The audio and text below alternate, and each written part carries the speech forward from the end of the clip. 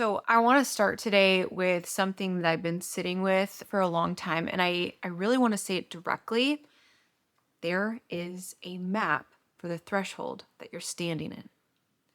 And I want to spend the next however long walking you through it, like what that is, why that matters, what I believe, and what I think is the most important concept for understanding what you're actually experiencing in the middle of a major life transition. And you can't really explain it to anyone who hasn't really been there before.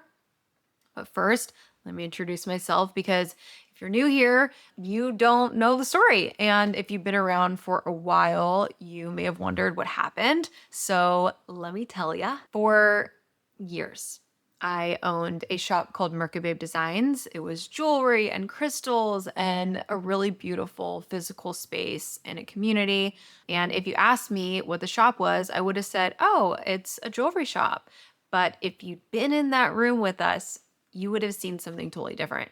It's like women would come in and ostensibly ask for a piece of jewelry, but sometimes they would stay like for an hour, maybe longer, because something else was happening in the room, something underneath just like a regular retail transaction. And the same story kept arriving in different forms. It was the divorce that was the right decision, but it felt like the floor had fell out from underneath her, or like a career that had made complete sense for so many years and then suddenly just didn't, or somebody moving across the country and starting over in that new city, or this grief that like nobody really had this name for, but it kind of looks like everything's fine from the outside, but on the inside, you are bursting at the seams. And what I found is they were not there for a piece of jewelry. And deep down, I think I knew that. I kept noticing that I actually knew how to hold that space. And I didn't have, some sort of credential in it. I literally just lived it. In the past year alone, I moved across the country. I closed the physical shop and brought it online, and I really completely started over. And that was just the most recent chapter of my life, not the first time I've done that. I've been a festival girl and a model and a dancer and a jeweler and a shop owner and an entrepreneur and all these different versions of me, and each one of them ended. And each one of them required me crossing into a threshold of something that I couldn't fully see from where I was standing. And I think what I want to say is I know what that crossing feels like. I know what it feels like to feel guilty for leaving the thing you've trained your whole life for, or second guessing, or having people you love look at you and be like, are you making a terrible mistake? And they're frightened by the willingness to let go of something that really truly worked for you. And I know the specific fear of the unknown that is so aligned with reinvention. And it's not fear of failure, it's like the fear of the open, it's the fear of this unformed version of yourself. And, I built a life that I loved. I built a business that people loved. I built a life that looked really good on paper, but deep down inside, I knew I had to move on.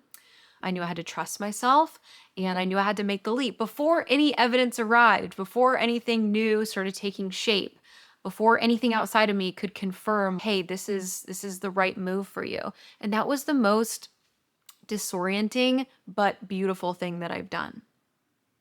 And it was so necessary. And so I want to give you the framework because this particular experience has a name. And naming the thing or having a name for the thing really changes it. And the word is threshold. It comes from the Old English term threshold, which is literally a piece of timber or stone at the bottom of a doorway, the thing that you step across when you enter. It's has an old agricultural meaning too, and the threshold was the place where the grain was threshed. It was separated from the hull, it was separated from its husk, it was separated from what it used to be. You crossed the threshold and you became something new, something different than you were before.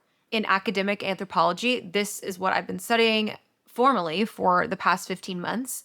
This state, it also has another name, and it's called liminality. And it's from the Latin limen, which also means threshold. Anthropologist Arnold van Gennep described it in his book, The Rites of Passage in 1909, as the phase between who you were and who you're becoming. And then Victor Turner, who was writing in the 1960s, called it betwixt and between, neither here nor there. The person has left and is no longer who they were, and the person who they're becoming hasn't fully arrived yet. They exist for some period of time in a state of what he would call suspension.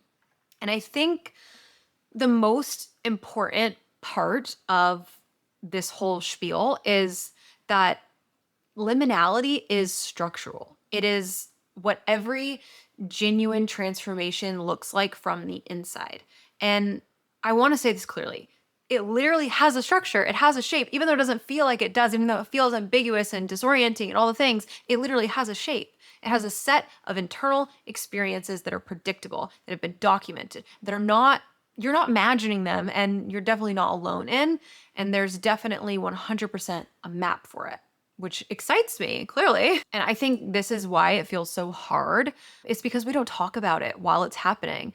The self-help world loves to narrate transformation in hindsight, in retrospect. You get the before and after, you get a little bit of the before. You get the inspiring story from the other side of somebody who's already made it through. What almost nobody gives you is the map of the middle. The middle. The middle is where people get stuck. And it's not because people don't have the capacity to change. It's not because they're not brave enough or committed enough or spiritually attuned enough. It's because they don't know that the disorientation that they're feeling is completely normal. It's a part of the structure. They think that there's something wrong with them, or that the fear means that they're making some sort of a mistake, or they think that the grief over the old identity means that they shouldn't have let go at all. They're making it mean something that it doesn't. None of that's true. Disorientation is what the threshold feels like from the inside. The fear is the evidence that you're actually crossing. It's not evidence that you shouldn't be crossing. It's just evidence of the crossing. The grief over who you used to be is a part of the rite of passage. You can't skip over it. You can't. You can only move through it. So this is where I land. I am a reinvention coach or a reinvention guide. What that means specifically is this. I work with women who are in the threshold, that disorienting, necessary in-between space where the old life, it's ended, and the new one, it hasn't begun yet. And I help them understand where they are and help them navigate it with clarity and then move through it into the next version of themselves. This, I don't think it's life coaching in the conventional sense. I'm not, going to ask you to make a vision board or give you like a 10-step plan for finding your purpose. This work is honestly, it's big, it's rigorous, it's grounded in philosophy. It's informed by work that takes seriously the gravity of what it means to be in the middle of a genuine identity crisis. It doesn't have to be a crisis, it can just be a transition.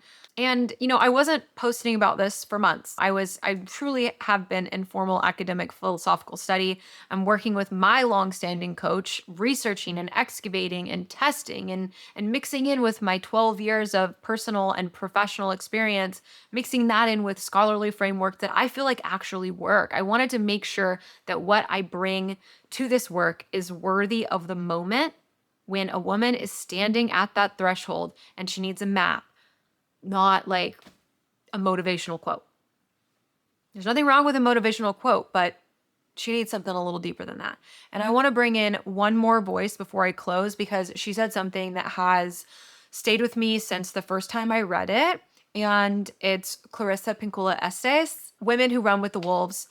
She writes about the wild woman, the archetype, this deep intellectual self that women have been kind of trained to suppress. And she writes about what happens when she finally comes forward, when she's unleashed. She talks about the doors that open to that world.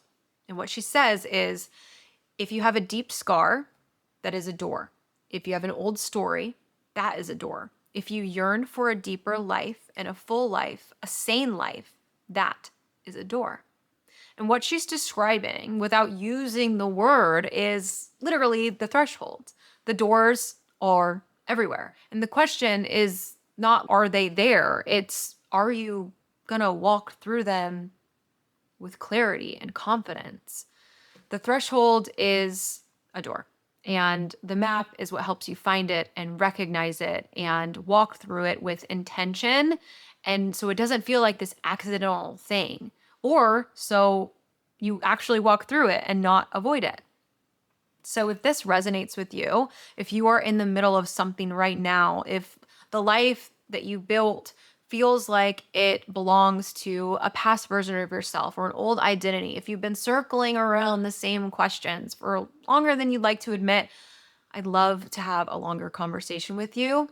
I wrote a deeper, more extensive essay on all of this over on my Substack. We went through the etymology, the scholarship, the references, and the specific shape of the threshold experience. The link is in the description here.